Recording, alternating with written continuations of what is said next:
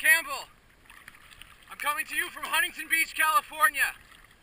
And today's topic is offshore renewable energy developments.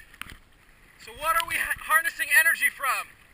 Mainly it's currents, what's pulling me down the shore, tides, which is what makes the water go in and out, and waves. Currents are caused by pressure differences between hot and cold water.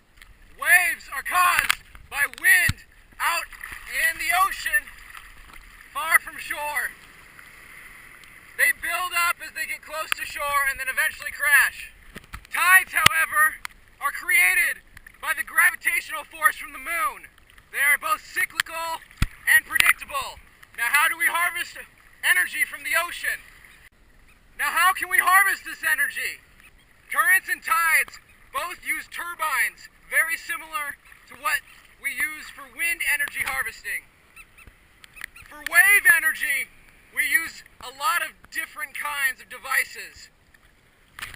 The US uses a rack and pinion system similar to a cylinder in a car engine, but using water pressure instead of gasoline for the expansion. So the question is, if we already have the technology, why haven't we been utilizing this energy? Tapping into our currents could affect our global weather adversely. We've already started tapping into the tidal energy in countries like Scotland, but the environmental impacts are still unknown. Harvesting wave energy is still a relatively new technology. More research is needed before we can perfect this science.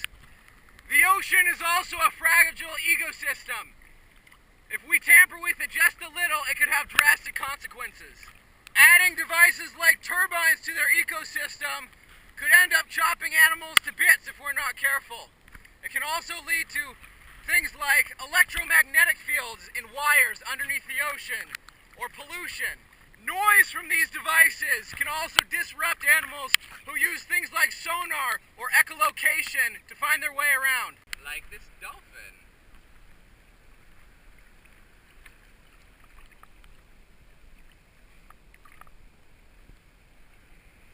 So what's my plan to improve this situation?